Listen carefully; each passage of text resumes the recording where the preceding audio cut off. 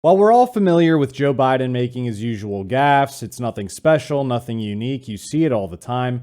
When it comes to Jill Biden, she's usually regarded as the guide for Joe Biden. She's usually regarded as the doctor, the wise one, the person who's composed and well-spoken. But a few days ago at a recent event, First Lady Dr. Jill Biden spoke and said this. Diversity of this community, as distinct as the Bogotas of the Bronx, as beautiful as the blossoms of Miami, and as unique as the breakfast tacos here in San Antonio, is your strength. So just off that clip, it might seem like we don't have a lot to talk about, but I assure you that we do, including some information about the organization itself, so stay tuned for that. But right off the bat, you can see here talking about the Bogotas of the Bronx, which she meant bodegas, of course. I don't know what it is about the First Lady, but when it comes to the Hispanic community, she seems to have some regular fluff-ups. Some of you might remember this moment where she was supposed to say, "Si se puede," at an event. Anything is possible. So say it with me. Si se puede. The future is ours. But okay, that's funny. No big deal there. But then she goes on to this breakfast tacos comment where she's basically comparing the uniqueness of the Hispanic community to the breakfast tacos that they're known for in San Antonio. Now, while many in the right wing predictably hopped on this comment immediately, it wasn't just the right wing. In fact, here you could see a response from the National Association of Hispanic Journalists saying, the NAHJ encourages First Lady of the United States and her communications team to take time to better understand the complexities of our people and communities.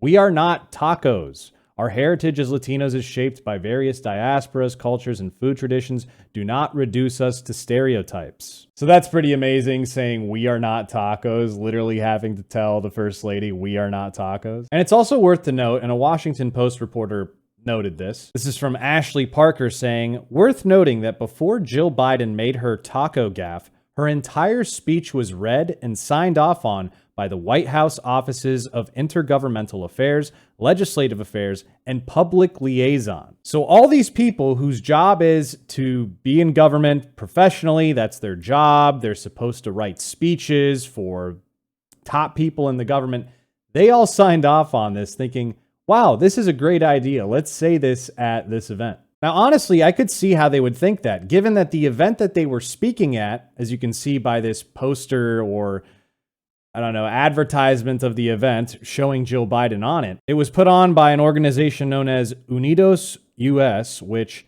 we'll talk more about them in a bit. But you could see under the featured speaker, Dr. Jill Biden, First Lady of the United States portion, saying Monday, July 11th, a powerful case for equity, the Latinx inclusion luncheon. And you can see they put Latinx, but also inclusion had an X in it. I don't know why they didn't put an X in luncheon. If you're going to arbitrarily put an X for inclusion, why not put it for luncheon also? Put an X in there somewhere. So we're back to the term Latinx. Oh boy, I love this topic. In fact, I made a video about it, which, you know, if you haven't seen it already, I don't know, here, wherever you see the pop-up thing. I made a video about this. Be sure to watch that. Lots more info there, but I'll cover it very briefly. As you can see here from Gallup, controversy over the term Latinx, public opinion context. We can see here Hispanic Americans' preferred term for their ethnic subgroup. When it comes to the term Latinx, only 4% of Hispanic Americans think the term Latinx should be generally used. Moreover, as you can see here, these results have been replicated in other surveys. Pew Research in 2020 reported that 76% of Hispanic Americans had not heard of the term Latinx, while only 3% reported they actually used it, and 4% said they prefer it be used to describe the Hispanic or Latino population. So the vast majority of Hispanic Americans in the United States have not even heard of this term. I mean, I'd imagine it's even higher in actual Latin American countries, but in the United States where this term originated, Hispanic Americans, most of them haven't even heard of the term. They don't know what it is. So this isn't exactly a grassroots, massively popular term here. But this organization, Unidos US, that's putting on this Latinx inclusion luncheon, supposedly represents these people. This type of tone deafness when it comes to the Hispanic community in the United States is nothing new for the Biden administration, the Biden family. One of my favorite examples of this probably has to be Joe Biden literally playing Despacito and dancing along with it while he's on stage, campaigning in Florida. I just have one thing to say. Hang on here. All right. There you go. Dance a little bit, Joe. Come on. I'll tell you what, if I had to tell them of any one of these people, I'd be elected president by acclamation. Thank you so much. Thank you. Thank you, thank you, thank you. Bogadas, tacos, si se puede, Despacito. I mean, it's just, the memes are endless. And frankly, one of the funniest moments, I think, is when I saw Spanish television here in the United States talking about their reaction to all of this. Más información, Andrea. Cuéntanos el contexto total. Adelante. Así es, Caro, y tras recibir una ola de críticas y ver memes como estos por todas partes en las redes sociales, luego de decir que los latinos somos tan únicos como los tacos de desayuno, la primera dama tuvo que disculparse. Su portavoz dijo, la primera dama se disculpa porque sus palabras I mean, how legendary is that? Seeing the Spanish-speaking television outlets, Univision, showing memes of Hispanics and tacos, and I don't know. I was just laughing my ass off when I saw this. You also had Florida Senator Marco Rubio joining in on the fun, changing his profile pic to an actual taco in light of this. But ultimately, after this controversy, Jill Biden, through her spokesperson, apologized. As you can see here from Politico, Jill Biden apologizes for comparing Hispanic people to breakfast tacos. And if we scroll down, the response from the First Lady came via her press secretary, Michael LaRosa. Quote, the First Lady apologizes that her words conveyed anything but pure admiration and love for the Latino community. The Latino community. The Latino community. This was the Latinx inclusion with an X luncheon. They really focused in on the X here. You spoke at the event with the X, the Latinx inclusion X, luncheon X, and you called them Latinos in the statement. Unbelievable. You gotta love it. You gotta love it. Honestly, I think a lot of Democrats realize that this Latinx stuff is stupid and counterproductive, and it's partially the reason why some of these Hispanics are moving away from the Democratic Party, and it's probably why Jill Biden decided to speak at this event in the first place, because Democrats realize they are losing Hispanics. As you can see from this recent poll conducted by the New York Times and Siena College Research Institute, conducted in early July of this year, for the question of, do you approve or disapprove of the way Joe Biden is handling his job as president, you can see when it comes to Hispanics, 41% strongly disapprove, 22% somewhat disapprove. So a sizable majority disapprove of the way Joe Biden is handling his job as president. And these numbers are almost at parity with whites, and in some cases actually even surpass whites. So Democrats are justified in being concerned about this trend of Hispanics becoming more and more conservative, or at least starting to vote that way. You even have outlets like the New York Times talking about the rise of the far-right Latina, which they believe is exemplified by the election of Mayra Flores in South Texas. So really all Republicans have to do here is not mess up, don't do anything stupid, and continue to let Democrats go on with this Latinx language and continue with a lot of their social and economic policies that have been driving away the Hispanic vote for a few years now. But now I want to talk about this organization, the one that put on this Latinx inclusion with an X luncheon. And this is the group Unidos US. They talk about the history of Unidos US on their website. 50 years of an American institution. Now, honestly, I didn't know a lot about this organization. It seemed kind of new to me. I was kind of confused. So I looked into it a little bit more. And if we scroll down, we can actually see this.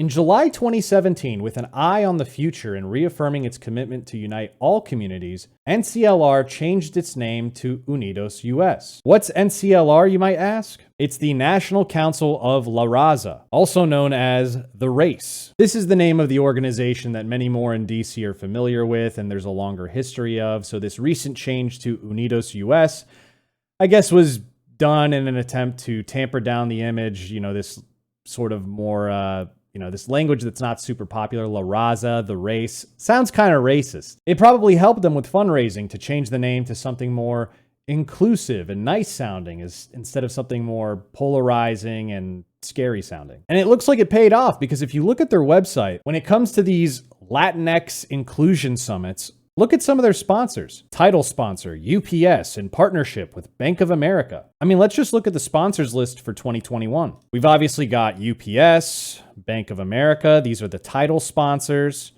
We've got diamond sponsors, Comcast, Universal, Telemundo, JP Morgan Chase and Company, Walmart, Wells Fargo, Marriott. Platinum sponsors, Amazon, McDonald's, Charter Communications, T-Mobile, Toyota, Google. Gold sponsors, AT&T, Coca-Cola, FedEx, Prudential, Johnson & Johnson, Raza Development Fund, Target, Walton Family Foundation. We've got silver sponsors, AARP, Constellation Brands, Modelo, Molson Coors, PepsiCo, Bristol Myers Squibb, Shell, State Farm, Experian. And the list goes on and on and on. And you might be wondering, well, what do these different sponsoring titles mean? Well, I'll tell you what it means, and it translates into cold, hard cash. As you can see here, when it comes to the Latinx Inclusion Summit, title sponsor, $275,000. That's how much it's going to cost you to get the label of title sponsor. Diamond sponsor, $165,000. Platinum sponsor, $115,000. Gold sponsor, $85,000. Silver sponsor, $55,000, and on it goes down the list. Now, looking at the 2021 sponsors, I did some calculations, and based on the number of them and where they were listed, I estimated that the event was something around $6 million for the sponsors listed, and that's not including everybody else that came in and what they paid, and of course the usual donations over a typical cycle. Because if $6 million sounds like a lot to you from these different types of sponsors, it's really pennies compared to what they raise annually, and especially compared to what they have in their endowment fund. As you can see here on Wikipedia, Unidos US, for revenue in 2018, they brought in over $59 million. Their endowment has over $142 million. This isn't chump change. We're talking about real big money, mostly from corporate sponsors, but also the federal government. Yes, as you can see here, as of 2015, the organization reported receiving 85% of its funding from individuals, corporations, and foundations, and 15% of its funding from the government. And in 2018, that did drop to about 7% of its funding, but 7% of many, many millions of dollars is still a significant portion of your funding. But in the early days of this group, as you can see here, by 1980, the NCLR was funded almost entirely by the federal government. Why was and why is the federal government giving money to a group formerly known and at the time was known as National Council of La Raza, a group that puts on explicitly political events like the Latinx Inclusion Luncheon, a group whose president, Janet Murguia, who's part of the Democratic Party, worked on the Gore campaign and endorsed Hillary Clinton in the 2016 US presidential election. I'm sure just out of coincidence, her twin sister Mary is the chief judge of the United States Court of Appeals for the Ninth Circuit, appointed by Barack Obama, and who was previously appointed as the United States District Court judge in Arizona by Bill Clinton, and whose brother, roughly around the same time, was also appointed by Bill Clinton as a federal judge in the District of Kansas. I don't know, it doesn't seem exactly like a nonpartisan organization to me. And I understand a lot of 501c3 organizations have certain political bends to them, but not all of them are funded by the US government. So I don't see why this fairly obviously explicitly political organization is getting federal government funding whatsoever. Now, while Joe Biden got all the attention for this because of her flub and the apology afterwards and all the funny taco memes, I thought it was interesting that a Republican, the governor of Arkansas, Asa Hutchinson, also spoke at this event. You might not have noticed, but on that same advertisement for Joe Biden, you could see on the bottom left here, the Honorable Asa Hutchinson, governor of Arkansas, was also billed to speak there. And here you can see on Twitter where he tweeted out his appearance there and his speech, saying, "It was an honor to spread the conservative message in the Latino community at Unidos US in San Antonio today. We discussed border security, the rule of law, and strengthening our education system. I appreciate these hardworking leaders who contribute to the American story. And while it's great to talk about border security, the rule of law, and the education system, why is a Republican governor legitimizing a group that puts on an event called Latinx, inclusion with an X, luncheon? This is clearly not a legit grassroots of the people organization if they're calling it Latinx and only 4%, probably fewer, of the Hispanic community in the United States identifies with that, and the vast majority don't even know what that term even is and have never heard of it. Now, if you ask me why I think he went there, I think it's because Walmart was one of the sponsors of this event, as we discussed earlier, and Walmart, if you happen to look up where it's based out of, is Bentonville, Arkansas. And there's quite a bit of history there between Walmart and Hutchinson. I don't want to get into all the history and the controversies and the legal pushes when it comes to legislation and Hutchinson doing things that a lot of his base didn't approve of, but maybe Walmart and Chamber of Commerce types approved of. That could be a totally separate video. Probably not going to do that, but you can go look into it yourself. Also, I want to say, because I'm pretty bad at doing this, but like the video if you enjoyed it and you want to help us do well in the YouTube algorithm, since we're not an authoritative source like CNN. The YouTube algo likes to push us down because we're not an authoritative source like CNN and Fox News and New York Times and all these people. They get all pushed up in the algorithm. We get suppressed. So hit the like button, comment, share, all that fun stuff to help the video out. Really appreciate it. But let me know what you guys thought. Did you guys learn anything from this video? Was there anything interesting?